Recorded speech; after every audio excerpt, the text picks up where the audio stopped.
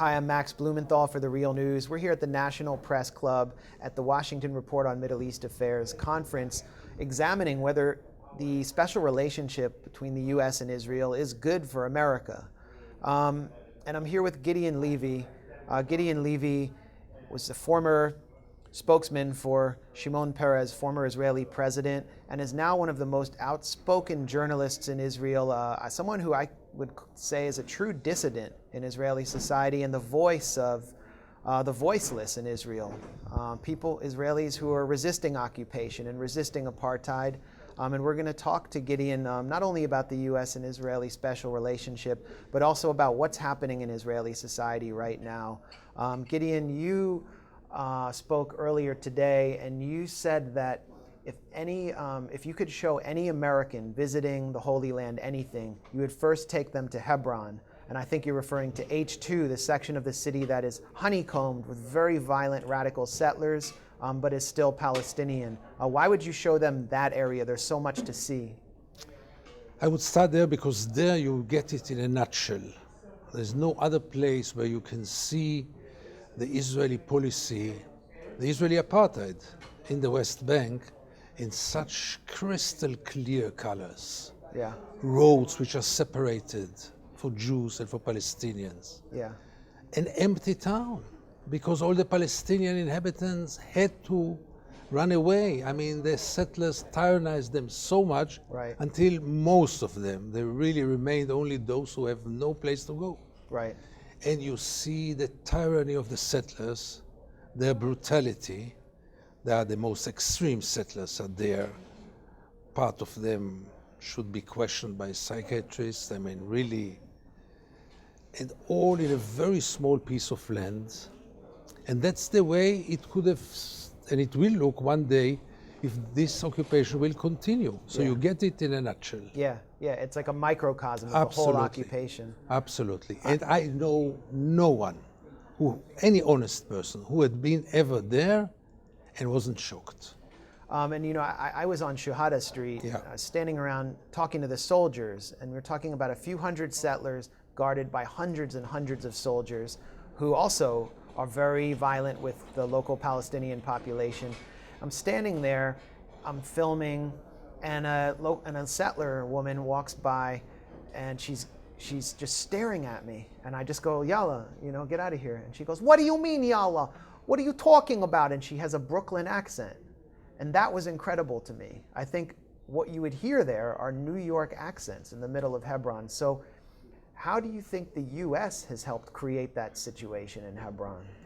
The U.S. is the big financer of the Zionist project and the big financer of the settlement project. Yeah. Without the U.S., there is no occupation. Right. And the U.S. carries responsibility for any of Israel's deeds and crimes, because without the U.S., Israel couldn't do it, very clearly. The U.S. claims that Israel is its ally in the region, that Israel actually serves a geostrategic purpose. Do you see it that way? Do you think Israel's actually, and under Israel, especially under Netanyahu, really cares what the U.S. thinks? First of all, many times, if one is watching the relations between Israel and the United States, comes up the question, who is the superpower? Is it Israel or is it the United States? Who dictates to whom? Who blackmails whom? Yeah. And in many times, you get the impression that Israel is blackmailing the United States. And here I come and I ask myself, why? That's an enigma for me. How come that Israel is so powerful? And the other question one should ask himself is, what does interest serve in terms of American either interest or values? Yeah. Occupation is American values. Occupation serves the American interest. Doesn't America see that it pays a hell of a price for this automatic and blind support of Israel and of the occupation project? Is it reasonable that in the 21st century the United States will finance an apartheid regime in the occupied territories? All those questions should be raised, but I'm not sure anyone has an answer.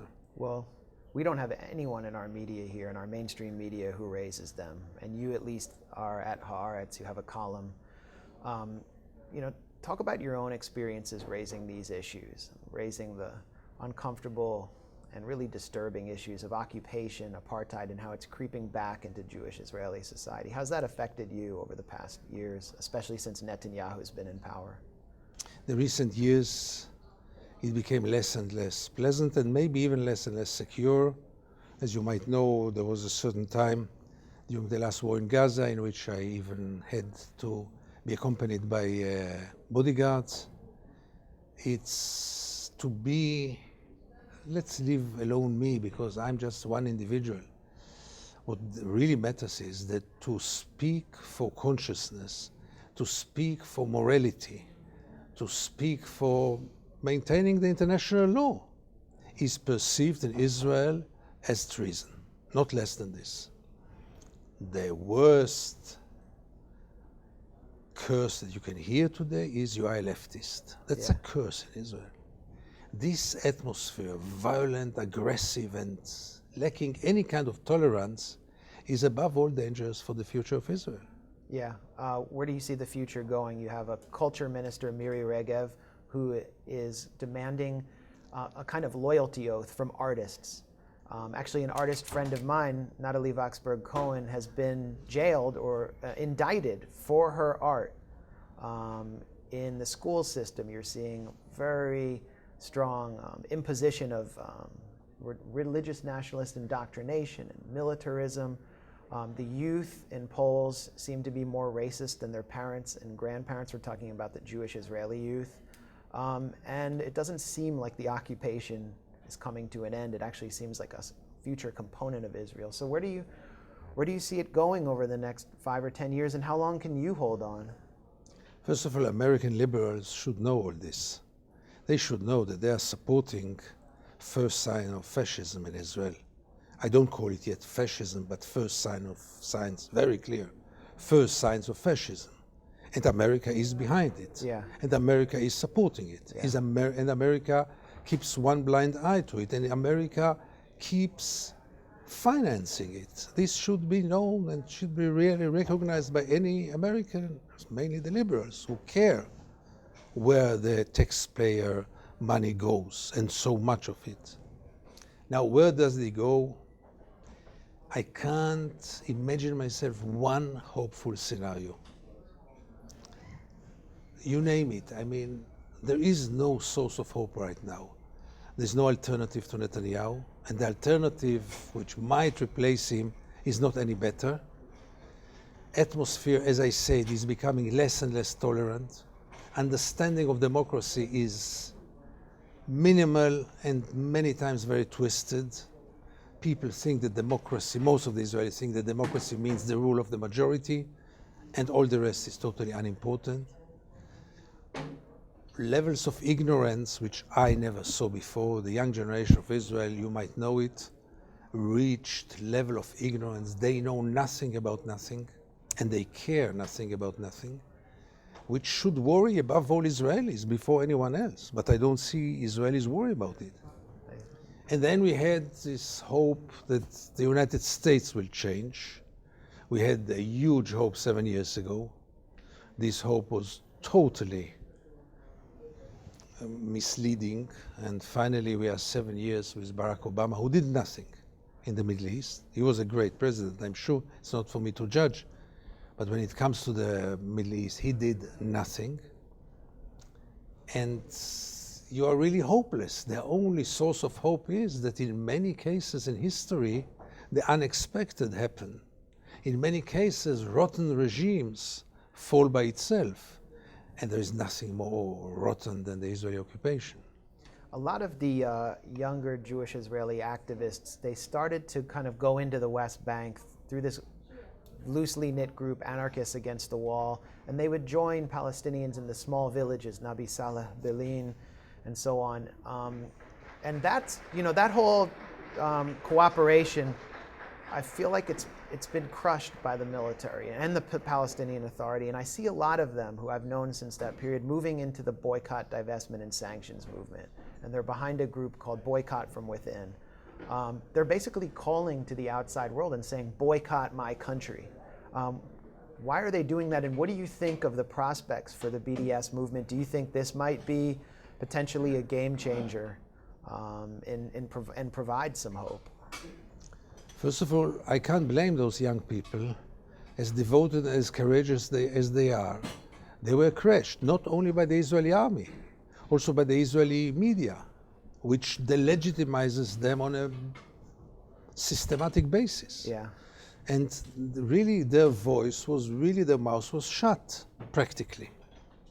Either delegitimization in the media or really physical attacks by the army.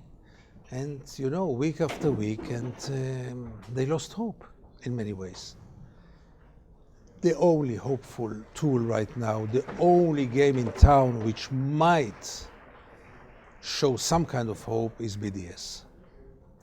It's a non-violent tool, a very legitimate one. It was proven extremely effective vis-à-vis apartheid South Africa. And there is no reason in the world why it wouldn't be applied also toward Israel, as long as Israel is continuing to stand behind all those crimes and behind the occupation, obviously. Yeah. Yeah, most Israelis see BDS as it's tantamount to destroying Israel. I mean, how do you respond to them when they say, oh, it's just another way of throwing us into the sea? Nothing will destroy Israel more than the occupation.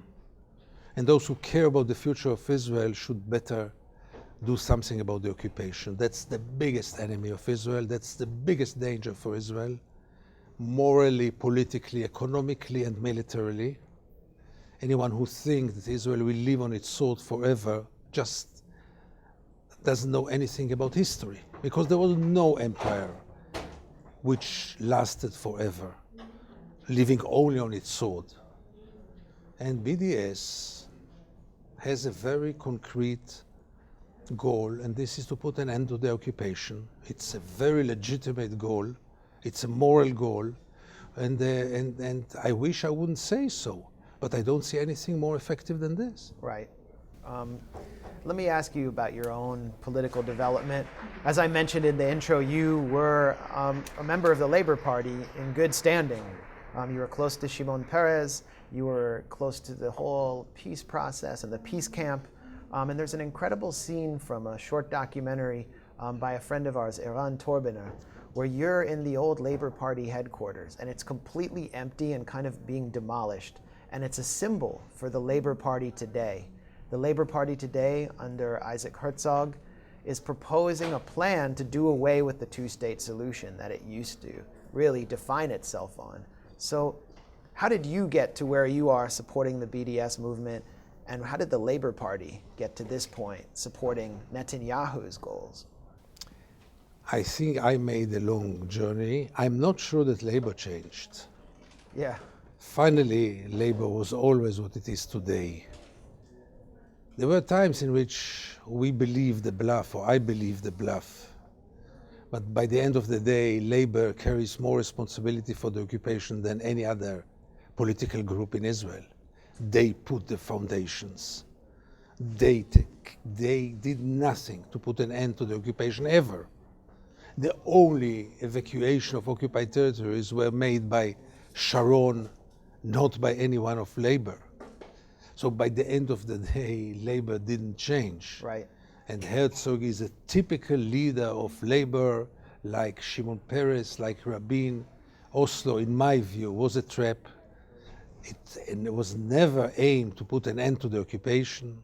And the proof is that it never evacuated one settlement. And without evacuation of settlements, your intentions are very, very transparent. You don't mean to put an end to the occupation. And as for myself, this shift that I went through is due only to one thing, to the fact that I started to cover the occupation, to travel week after week, many times day after day, for 30 years, over 30 years. Yeah. And what I witnessed, very few Israelis had witnessed. And nobody who is conscious could stick to any other consequences and conclusions, but a radical conclusion that this occupation must come to its end unconditionally and immediately, because it is criminal. Yeah. Since we're in Washington, a place where many people are unfamiliar with the images you would see on a weekly basis, just traveling 30 minutes from your home. Right.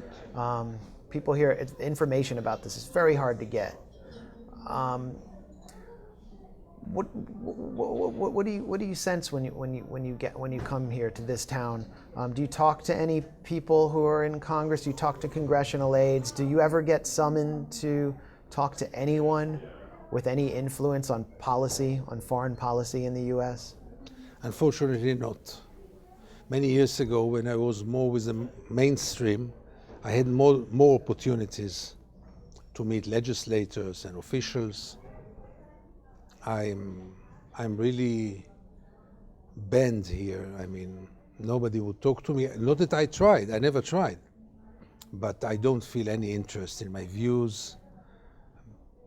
American media, most of it, American politicians, legislators, diplomats, they don't seem, I think it's much of a challenge for them to face my views.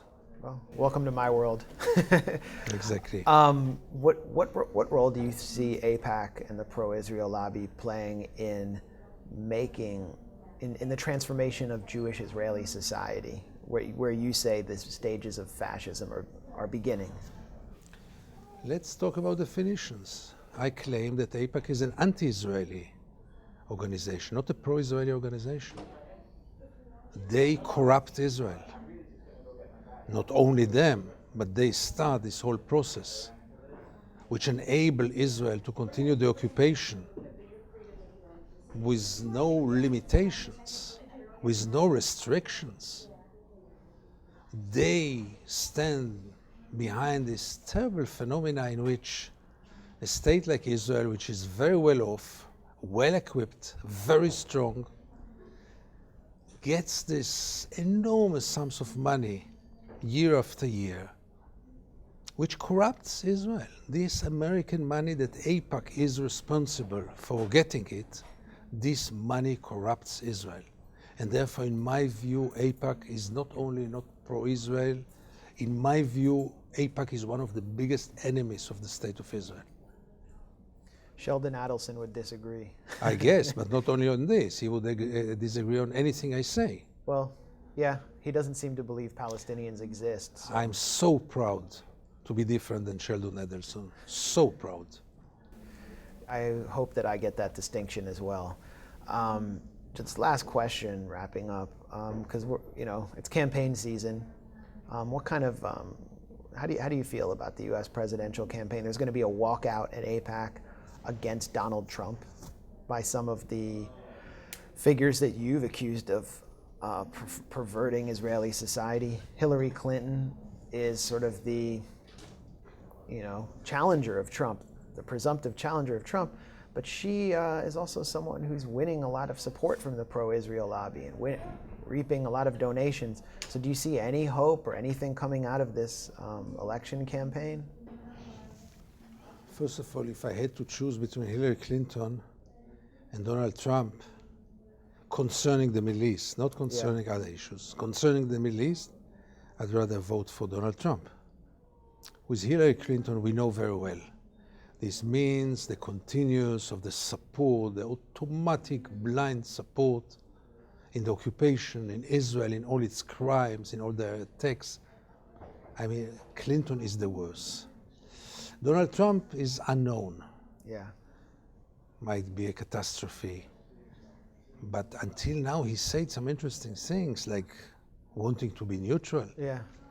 That's outrageous. Pretty radical.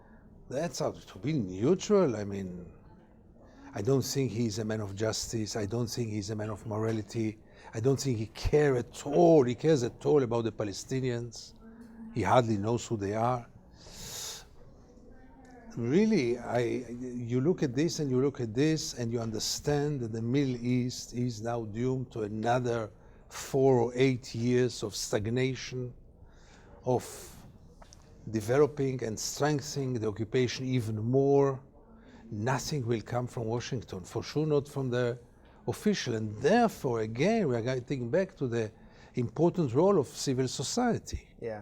Because when this is the administration, the only hope will be from campuses of universities, from public opinion, from activists, from NGOs, and from individuals who will raise their voice against. Yeah.